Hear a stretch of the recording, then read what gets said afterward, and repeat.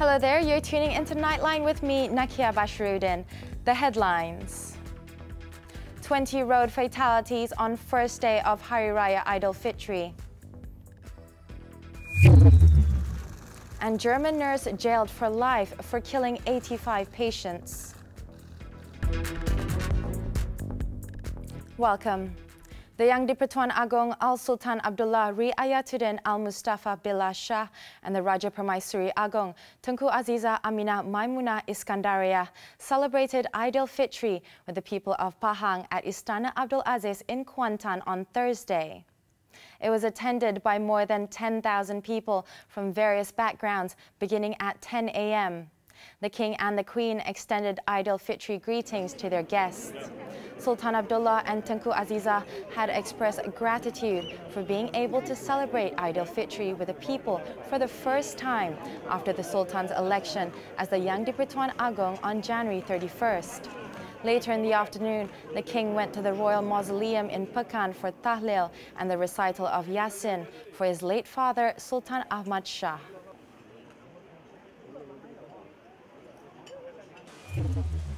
In Kedah, Istana Anak Bukit for the first time was opened for the people for the Idul Fitri celebration.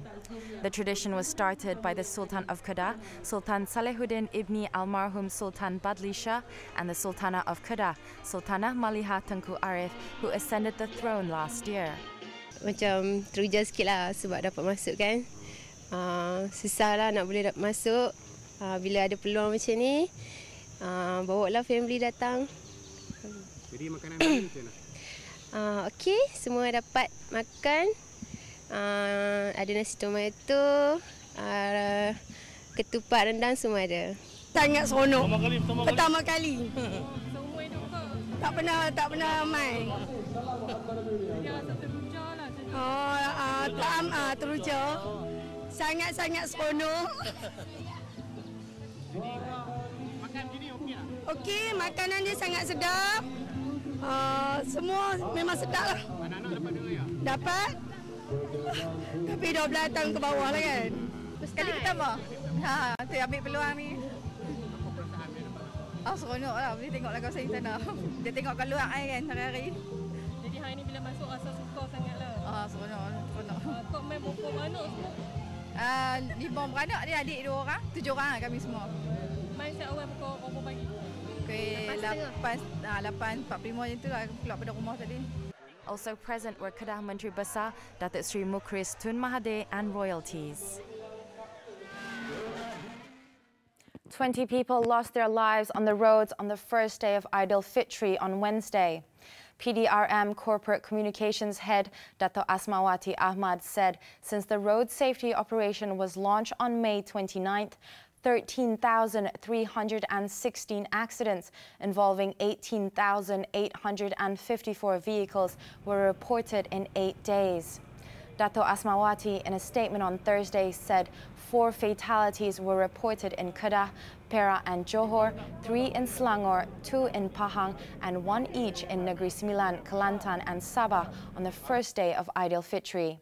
From May 29th until Wednesday, 2,385 road safety operations were conducted, with 182,755 summonses issued over various offences. As for break-ins involving houses and buildings, 334 cases were reported throughout the country in the same 8 days. Op Slamat, which ends on June 12, focuses on 6 major offences, namely driving on the emergency lane, overtaking on double lines, using handphones not hands-free mode, queue jumping, speeding and beating traffic lights. It was reported last week that most of the summonses involving Op Slamat 15 were issued for driving above the speed limits.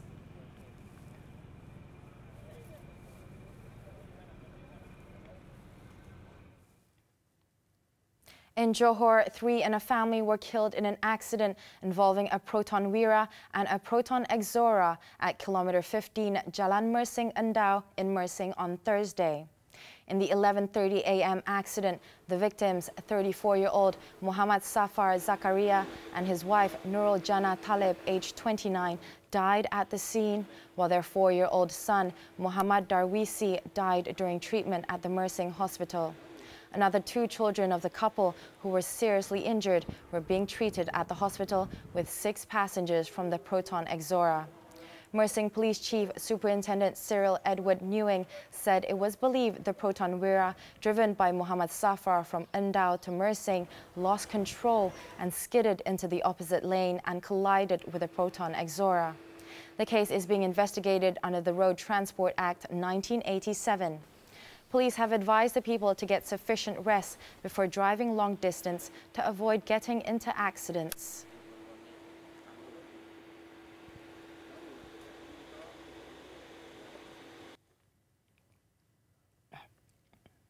Also in Johor, a 23-year-old woman died after a Prodar Myvi car driven by her husband collided with another car at kilometer 47 of Jalan Johor Baru Mersing near Mawai, Kota Tinggi.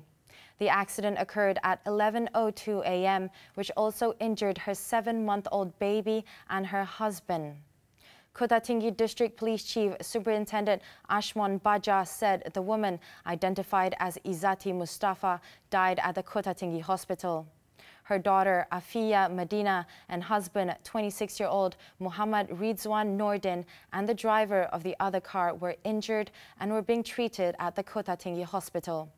Initial investigations found that the other car, a Proton Persona, lost control and subsequently entered the opposite lane and collided with a Prodar Myvi. The case is being investigated under the Road Transport Act 1987.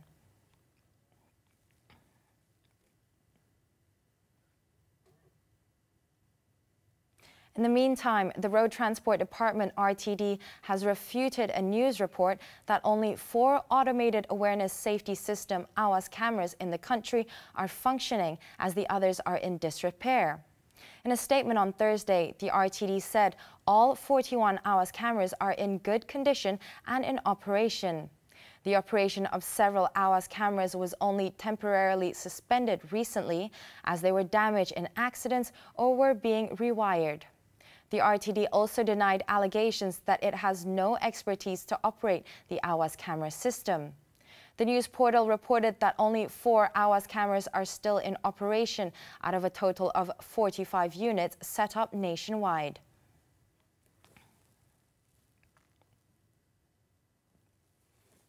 The Malaysian bar on Thursday expressed its concern over the selection of Latifah Bibi Koya to head the Malaysian AntiCorruption Commission, MACC. Its president, Abdul Farid Abdul Ghaffur, said the move could jeopardize the perception of the anti-graft body's independence. Abdul Farid pointed out that Latifah's appointment was made without the knowledge of a parliamentary select committee tasked with vetting candidates for key government posts. He said while the Parliamentary Special Select Committee has no force of law, its establishment was an important step to ensure that appointments of such key government positions would be transparent and to serve as a check and balance on the executive branch. The bar president said that although Latifah has been a lawyer in practice for many years, he emphasized that she lacked experience in leading law enforcement agencies. Abdul Farid said failure to consult the Parliamentary Select Committee reflects poorly on the government's commitment to transparency, accountability, and integrity. He also pointed out that political appointments should have ended on May 9, 2018, a day after Malaysians voted out the previous government. The Prime Minister's office announced Latifah as the new MACC chief on Tuesday. Prime Minister Tun Dr. Mahathir Mohamad said it was his personal decision to appoint Latifah to the post and that he did not consult the cabinet on the matter. She doesn't mince words, so we need somebody who has Founder of local conglomerate IOI Group, Sri Lee Shin Chong, who died last Saturday, was laid to rest on Thursday. The solemn procession, which left the family's residence in Diamond Hill IOI Resort City in Putrajaya, comprised of thousands of people, including relatives and close friends and IOI group staff. Staff from IOI Resort City lined the streets to catch a glimpse of the late Tan Sri Lee's cortege, leaving his residence to the Nilai Memorial Park. The procession then passed parts of Puchong and also passed SJKC Shin Chong to mark the late Lee's legacy, who endlessly contributed to Chinese education. The late Tan Sri Lee was also well known as a philanthropist and for his contributions to Malaysia's oil palm industry. He breathed his last on June 1st after a period of illness. He leaves behind a wife, 6 children and 12 grandchildren.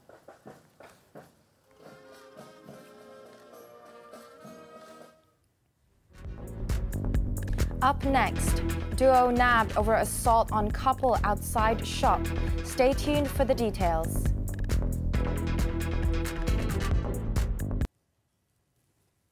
Welcome back. A family outing turned tragic for a family when a 9-year-old boy fell into the Kuala Ibai Lagoon in Kuala Terengganu on Thursday. His body was recovered this afternoon, 300 meters from where he was believed to be standing at the sandy edge before falling into the water. The mishap was believed to have taken place when the victim, Muhammad Aidil Muhammad Razali, was playing with 6 of his siblings. The victim's father, Muhammad Razali Ibrahim from Johor, said he and his wife and 7 children came to the picnic area at about 10 a.m. The family had returned to Kampung Tanjung in Kuala Terengganu to celebrate Aidil Fitri.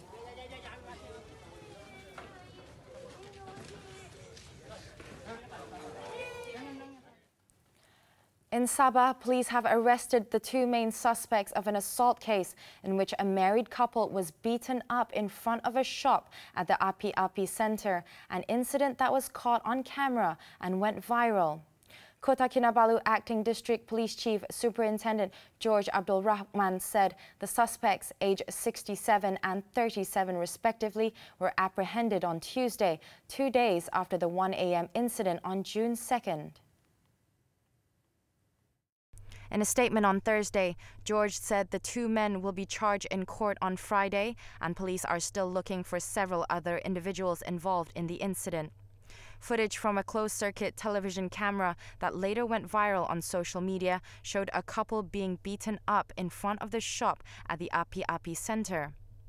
George said the male victim, a Pakistani, and his wife were assaulted by a group of individuals due to property rental issues. The case is being investigated under Section 147 of the Penal Code, which provides for a jail term of up to 2 years or a fine or both upon conviction.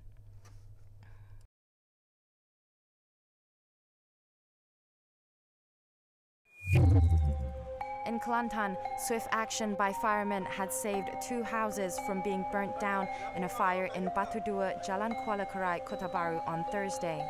The blaze, however, destroyed a house with 10 occupants and a warehouse which stores goods. Kunjung Fire and Rescue Department Operations Chief Che Ibrahim Che Ya said they received a distress call at 12 p.m. and about 40 firemen with 5 fire engines were deployed to the scene.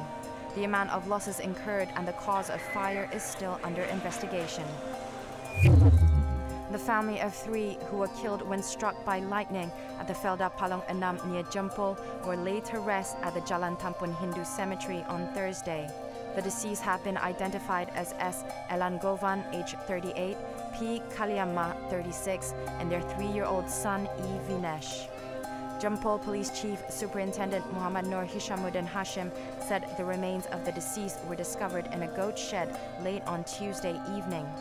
He said based on the post-mortem on Wednesday, it indicated that they had died of electric shock from lightning. The case has been classified as sudden death. In Selangor, police are looking for the culprits who dumped the body of a newly born baby boy in front of flat Sri Intan, Jalan Bukit Permai on Wednesday. Ampang Jaya Police Chief ACP Nur Azmi Yusof said the remains were found stuffed in a plastic bag by a 14-year-old girl at 6:40 p.m. A medical officer dispatched to the scene from the Ampang Hospital confirmed the baby was dead. The body was sent to the University Kebangsaan Malaysia Medical Center for forensic tests.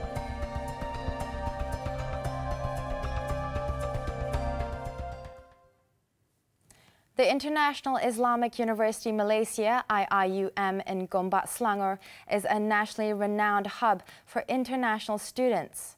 The university, which offers tertiary education based on Islamic principles, boasts some 7,000 foreign students from over 100 countries. In light of Hari Raya Fitri, IIUM took it upon itself to hold a banquet for its students who could not go home to celebrate Fitri with their loved ones. Our trainee reporter Zamil Akmar Zambri has the story.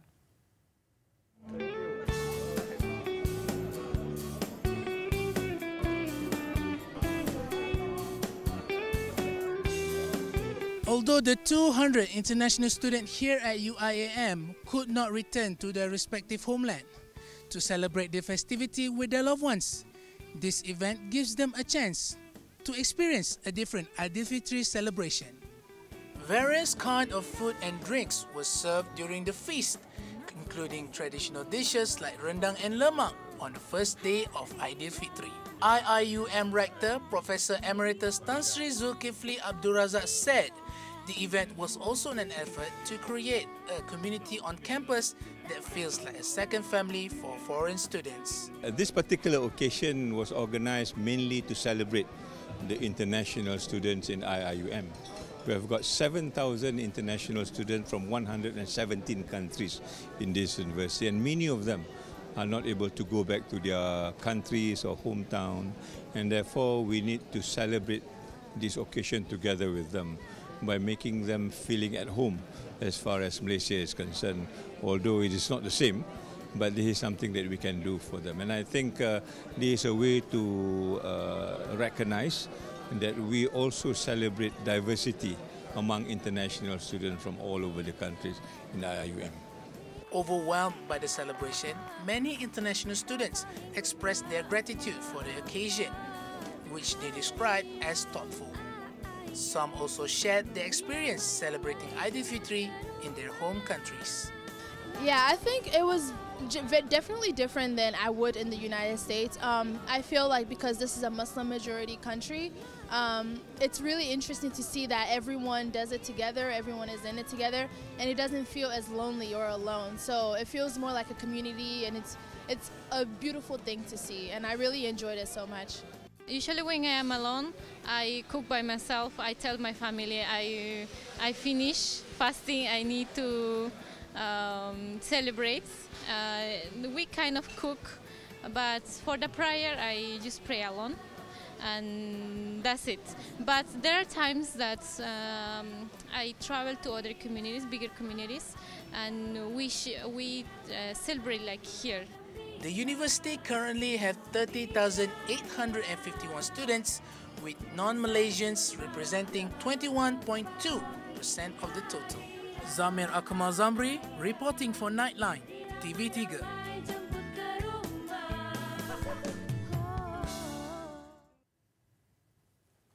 While most Malaysians have gone home to celebrate Hari Raya Fitri, 20 students of various ethnic and religious backgrounds from Segi College, Kuala Lumpur, spent the first day of Fitri with 250 of the city's homeless people and underprivileged residents. Our reporter Raja Farahani Amanda Raja Faisal brings you the details.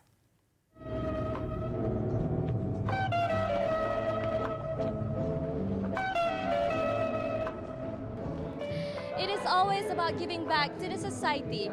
Small initiative to celebrate Hari Raya Fitri with the underprivileged residents and homeless people will definitely bring smile and joy to their faces.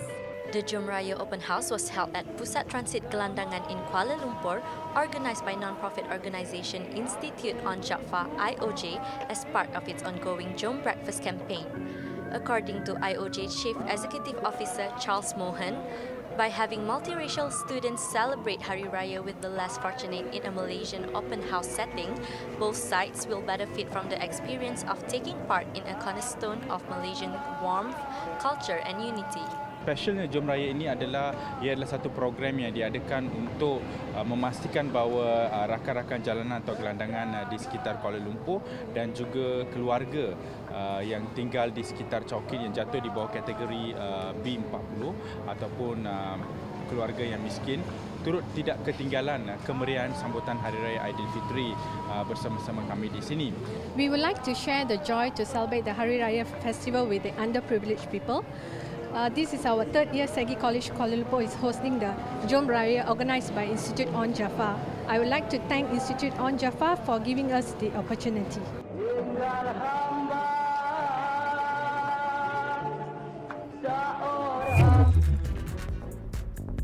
Renault Fiat Chrysler merger collapses. The details after this breather.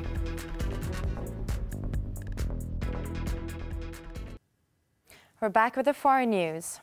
A German court on Thursday has sentenced former nurse Niels Hogel to a second life imprisonment for murdering 85 patients in his care, confirming him as the worst serial killer in the nation's post-war history.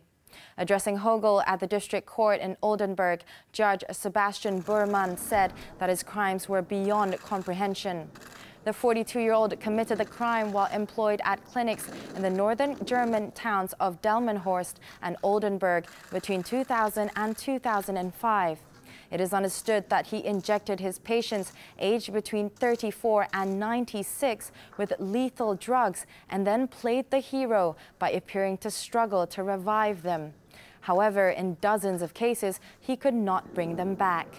Hogel has already spent a decade in prison following a previous life sentence he received for 6 other murders. Police suspect the true death toll may be as high as 200, but cannot be certain as many patients were cremated before autopsies could be performed.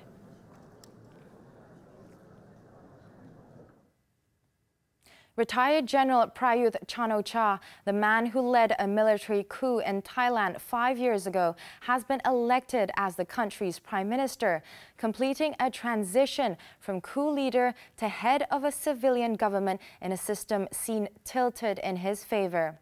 The 65-year-old received 500 votes to 244 for Thanathorn Juangrungrang Kit of the Future Forward Party, exceeding the 375-vote threshold in the 2 houses of parliament to give him the majority needed to fend off his sole challenger. In a further boost for Prayut, the Election Commission reportedly changed a seat distribution formula after the March poll for the 500-member lower house, which effectively reversed a projected majority for the anti-military government Democratic Front and denying it the power to block legislation or stage no-confidence votes. The retired general's victory is largely attributed to the fact that all 250 members of the upper house were handpicked by the military.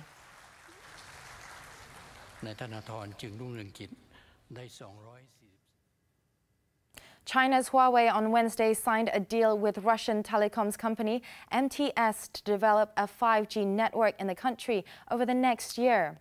The agreement was signed on the sidelines of a meeting between Chinese leader Xi Jinping and Russian President Vladimir Putin in Moscow.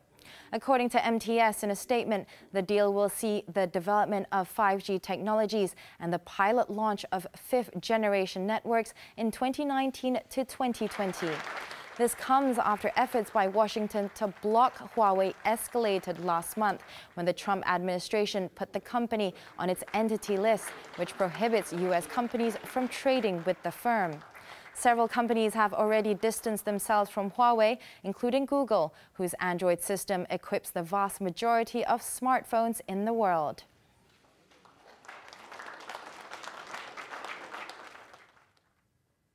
Fiat Chrysler has withdrawn its $35 billion merger proposal for French car maker Renault following an intervention from the French government, who requested a postponement on the decision.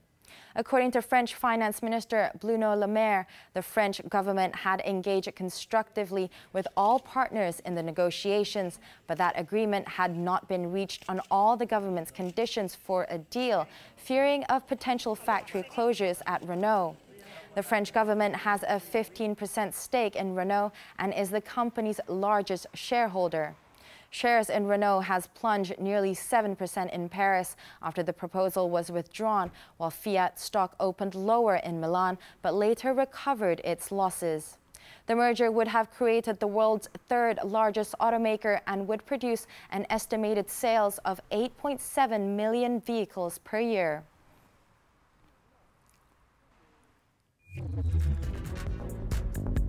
Djokovic edges closer to his second French Open title. Stay tuned. We're back with sports tennis, the French Open. World number one Novak Djokovic storms into the semi-finals after defeating Germany's Alexander Zverev by straight sets in their quarterfinal clash on Thursday night. The Serbian was forced to break a sweat in the opening set as he edged the German 7-5. Djokovic continued his momentum in the following set, wrapping it up 6-2 before producing another outstanding display in the final set to close it out 6-2 yet again. Waiting him in the last four will be Austrian Dominic Thiem, who beat Karen Khachanov of Russia in another match.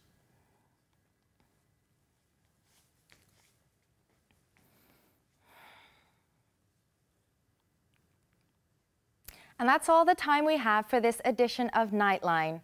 Before we leave, let's take a look at the visuals of the 75th anniversary of the World War II celebration that took place in Portsmouth, United Kingdom. Thank you for keeping me company on my birthday. I'm Nakia Bashiruddin.